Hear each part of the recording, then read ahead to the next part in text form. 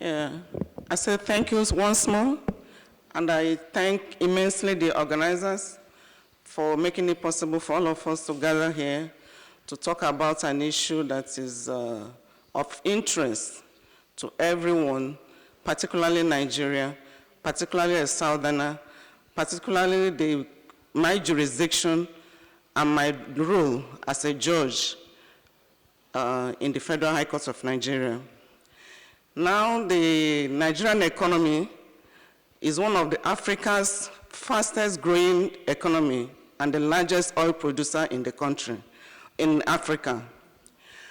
But a great percentage of Nigerians live below the poverty line, and trafficking in persons is prevalent. The fight against the menace should have high priority on the national agenda, which presently it doesn't. And the primary indicator of political commitment is the allocation of resources to fight against trafficking in persons. The agencies require funds from the government as well as civil society organizations.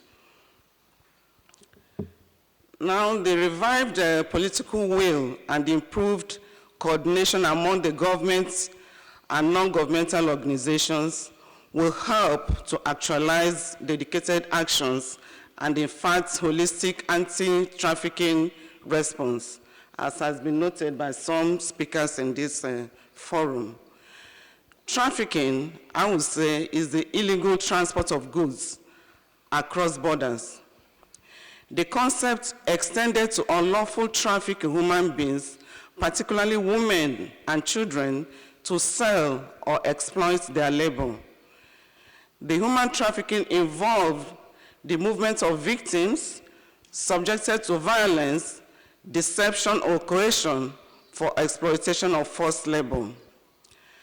Trafficking in persons is prevalent, as earlier said, in Nigeria, despite measures put in place by governments to curb the menace. Nigerian women and men abet illegal immigration, reduce women and girls to slaves, force the vulnerable into hawking their bodies, and exploit the victims for profit. Nigeria witnesses domestic trafficking in the form of localized cottage industry that involve Nigerian criminals, unlike an organized racket. The domestic trafficking is not as sophisticated as international trafficking. The traditional practice whereby parents send their children to live with wealthy relations conceal the internal trafficking that occur in Nigeria. The main manifestation of trafficking in Nigeria. Nigeria is a source and a transit as well as destination country for victims of trafficking. Trafficking in persons occur through the central Mediterranean routes to Gulf countries, including Russia and other West and Southern African nations for sexual purpose and labor exploitation. Some victims are recruited by their traffickers in the country of origin, while others voluntarily commence migration. The lack of safe migration routes make the victims fall prey to traffickers in transit countries, particularly in Libya. Such victims are subject to human rights violations, which include torture, rape, extortion, exploitation, which lead to trafficking, slavery, and forced labor. In destination countries, the victims encounter exploitation perpetrated by traffickers and final exploiters through organized crime network. International trafficking for organ removal is among the travails faced by victims of human trafficking and organized crime in Nigeria.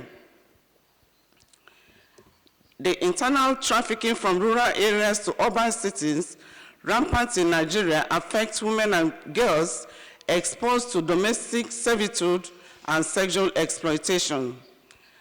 It affects boys and men utilized for child begging, labor exploitation in street vending, domestic servitude, mining, stone quarrying, agriculture, and textile manufacturing.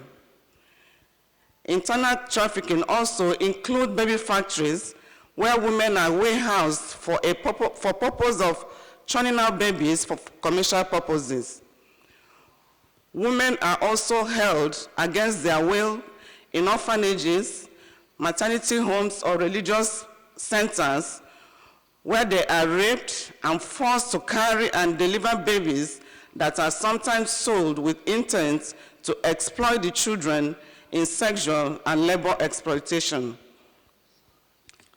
Nigeria is also a transit and destination country for trafficking in persons from neighboring countries, particularly for labor exploitation. Now, the legal and institutional framework. The legal and institutional framework to combat trafficking in Nigeria include the Nigerian Constitution that prohibits slavery and forced labor. The Nigerian Criminal and Penal Codes also prohibit acts and conducts that amount to trafficking, and the comprehensive legal framework to combat human trafficking in Nigeria is the Anti-Trafficking Act 2003, amended in 2005 and 2015, respectively, which define trafficking in accordance with the Palermo Protocol ratified by Nigeria in 2001.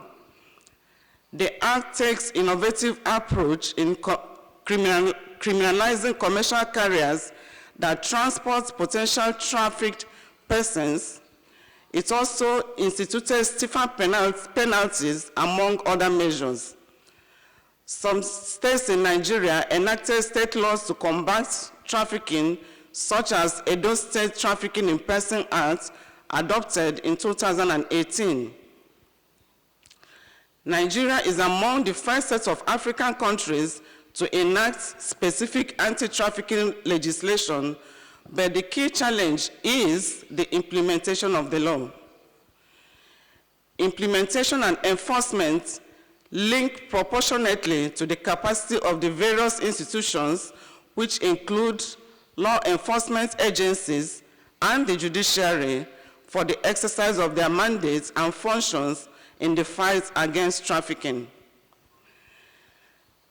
The lack of resources, training, and equipment for the public offices involved in the battle against trafficking constitute obstacles to robust implementation and enforcement.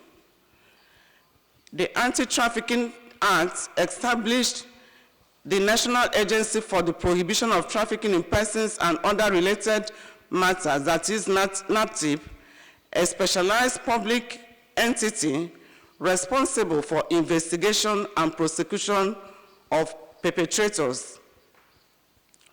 The body also has the responsibility of counseling and rehabilitating victims and survivors. NAPTIP provides a holistic response to trafficking in persons on the strength of prevention, protection, prosecution, and partnership. The other public agencies delegate anti-trafficking efforts to NAPTIP, which tends to slow down the rate of success in the fight against trafficking. Now, the preventive measures. Strategies to curb the crime should address the root causes, which include displacement, economic and gender inequality, poverty, and unemployment. Gender inequality, discrimination and stereotypes, traditional practices and beliefs push the victims into the hands of the traffickers. Awareness programs, vocational training, and literacy acquisition will lead to economic empowerment. It is therefore desirable to invest in education and job creation that could offer a meaningful alternative to trafficking in Nigeria. And in the protection realm, the lack of official data is a challenge in ensuring the security of victims of trafficking. The closed shelters used in accommodating the victims infringe on their freedom of movement. An open shelter will make the victims not to feel like the suspects, and short period counseling as opposed to the intensive counseling is sufficient to rehabilitate the survivors. Insufficient resources to manage and maintain empty shelters impact negatively on the quality of services provided in the social reintegration of trafficked victims. Reintegrating and rehabilitation of trafficked victims in Nigeria are challenging, as shown from the returnees from Libya and other countries, that even when they are brought back to the country from the airports, they seek to go back to the place they were trafficked, which they claim is better than returning to their home country. The prosecution and access to justice for victims. NAPTIP has over 500 convicted persons since 2004. The challenge identified by civil society organizations include lack of training and specialized knowledge on trafficking in persons among law enforcement officials, police departments, judges, and prosecutors, the poor capacity in targeting high-level perpetrators, lengthy judicial proceedings that lead to delay and denial of justice. Investigation and prosecution depend on victims' testimony, which results in the withdrawal of cases due to lack of evidence and family pressure. The victims face challenges in access to justice, and they do not receive compensation. The established trust fund for victims is yet to be funded and implemented for the benefit of the victims. With this situation, trafficking in persons in Nigeria continue unabated. Thank you.